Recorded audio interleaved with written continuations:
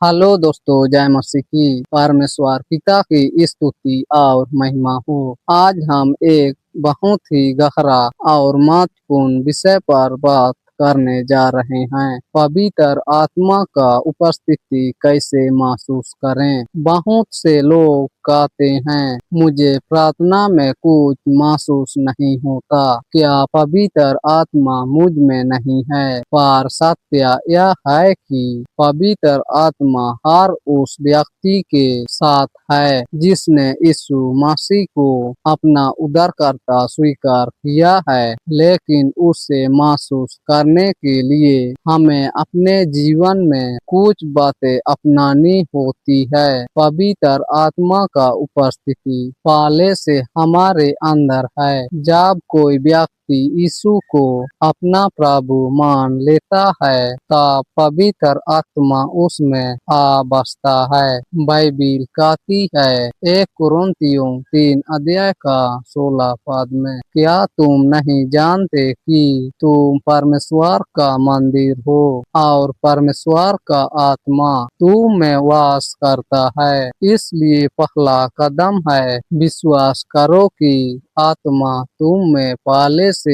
है। महसूस करना बाद की बात है, पर विश्वास करना पहले जरूरी है। पवित्र आत्मा की उपस्थिति शांत वातावरण में महसूस होती है। बहुत बार हम इतना व्यस्त, परेशान और तनाव में रहते हैं कि आत्मा की कोमल आवाज सुन ही नहीं पाती। पवित्र आत्मा शोर में नहीं, शांति में बोलता है। पहला राजा 19 अध्याय का 12 पद में लिखा है, और भूकंप के बाद आग हुई, परंतु यहोवा आग में नहीं था, और आग के बाद एक धीमी पुकार की सी ध्वनि हुई। वही परमेश्वर एलिया से बात करता था। इसलिए जब तुम शांत मन से प्रार्थना करते हो तो उस धीमी कोमल उपस्थिति को महसूस कर पाओगे। पवित्र आत्मा का उपस्थिति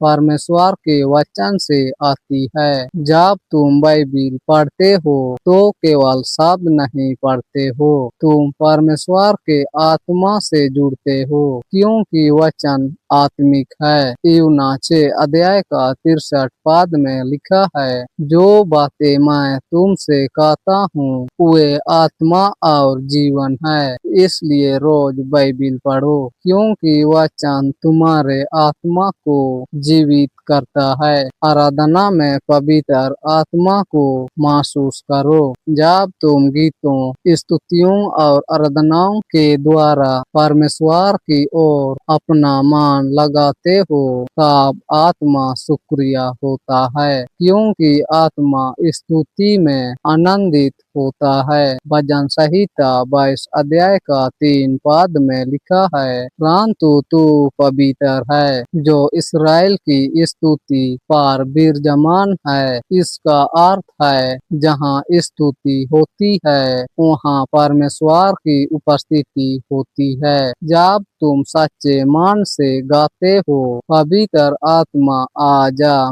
मुझ में भर जा, तो तुम सच में उसकी उपस्थिति को महसूस करने लगते हो। पवित्र आत्मा के प्रति आज्ञाकारी रहो। कई बार आत्मा हमें किसी काम के लिए प्रेरित करता है, जैसे किसी की मदद करना या पाप से दूर रहना, पर हम उससे अनसुना कर देते हैं। इफिसियों 4 अध्याय का 30 पद में लिखा है, और परमेश्वर के पवित्र आत्मा को साकित न करो, जिससे तुम मुक्ति के दिन के लिए मुआर किए गए हो। जब हम आत्मा का आज्ञा मानते हैं तो उसकी उपस्थिति और भी गहरी हो जाती है, लेकिन जब हम उससे अनदेखा करते हैं तो वह दुखी होती है और उसकी आवाज धीरे धीरे मंद पड़ जाता है। आत्मा की उपस्थिति पवित्रता में महसूस होती है। पवित्र आत्मा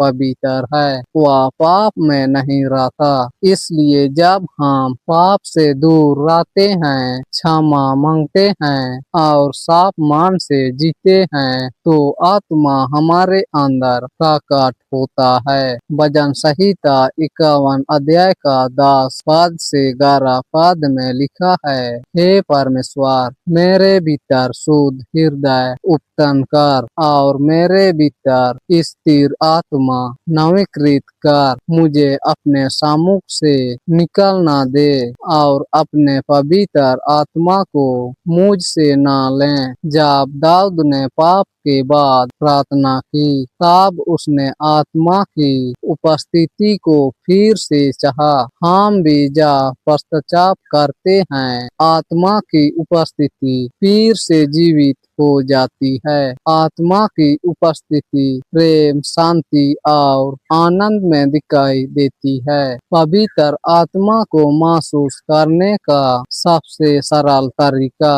अपने जीवन में उसके फल देखो। गलातियों 5 अध्याय का 22 पद से 23 पद में लिखा है, पर आत्मा का फल प्रेम, आनंद, मेल, धीरज, कृपा, भलाई, विश्वास, नम्रता और संयम है। जब तुम्हारे अंदर ये बातें बढ़ती है, तो समझो पवित्र आत्मा काम कर रहा है, क्योंकि आत्मा का अनुभव केवल रोमांच नहीं, एक बदला हुआ जीवन है। प्रिय भाइयों और बहनों, पवित्र आत्मा की उपस्थिति कोई जादू नहीं है जिससे अचानक महसूस किया जाए, बल्कि यह एक संबंध है जिससे रोज बढ़ना पड़ता है। शांत मन, पवित्र जीवन, वचन में समय और आराधना के द्वारा जब तुम यीशु के करीब आते हो, तो पवित्र आत्मा तुम्हें अपने प्रेम से घेर लेता है और फिर तुम्हें महसूस होगा, वह मेरे साथ